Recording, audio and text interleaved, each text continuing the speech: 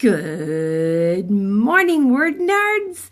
How are you today? Welcome to the terrific Tuesday edition of Word of the Day. My name is Christine. I am a member of the Perry Girls, and each and every weekday morning I bring you a new and amazing word of the day for you to add to your vocabulary so that you can sound sparkles. Today's word of the day we share with the Heart Tribe. So if you're a Heart Tribe member, thank you so much for being here and for sharing the word of the day with us. So today's word of the day is a fun one. It's eccentric. Eccentric. That's how it's pronounced, eccentric. I don't care how you've been pronouncing it all this time. That's how it's pronounced, eccentric. And it's spelled E-C-C-E-N-T-R-I-C. E-C-C-E-N-T-R-I-C, eccentric. Now, eccentric is defined as deviating from recognized or customary character or practice. That's a big fancy way of saying odd or peculiar. Someone who does marches to the beat of their own drum, does things their way, regardless of the consequences. You know, just kind of different. Thinks outside the box, acts outside the box, doesn't conform. If everybody wants a fidget spinner, this person doesn't. If nobody wants a fidget spinner, this person does.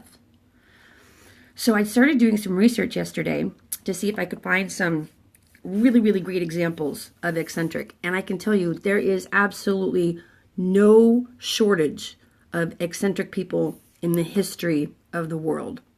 They even had them broken down by country. You could find eccentric people in each of the countries. So the two that stood out for me, one was Oscar Wilde. Now, Oscar Wilde was known as being eccentric. But if you really think about it, if he were alive today and living in San Francisco, California, he would just fit in with everybody else. But for his day and for his age, the years in which he was alive, he was eccentric. He used to walk a lobster on a leash. And back then, that was pretty weird. Now, that's still pretty weird, but not as weird as it was then. And he also used to wear really flamboyant clothing. Well, so did Elton John. So, right now, that wouldn't be such a big deal. But, again, in his day and age, it was a really big deal. The other one, and this one hits really close to home for me, is Sarah Pardee, otherwise known as Sarah Winchester. Sarah Winchester was married to the head of the Winchester Gun Company. And when he died, she was told by a freaky psychic that she was going to be haunted and killed by the spirits who died by the hands of the guns that her husband had created and manufactured. And the only way to avoid being haunted and killed by these spirits was to continually have her house under construction, to just keep building.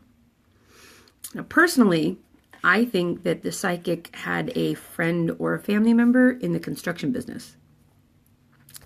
But that said, Sarah Winchester built one of the most over-the-top houses and grounds and mansions and archways and tunnels and stairways and garages and different doorways and rooms you can't even get into. She had rooms sealed up. Whole sections of the house just completely sealed up because she didn't like them anymore. But they were still building inside of them. It was trippy. So very, very eccentric woman. Totally believed the psychic, and she became quite the eccentric. Right up until the day that she died, that house was under construction.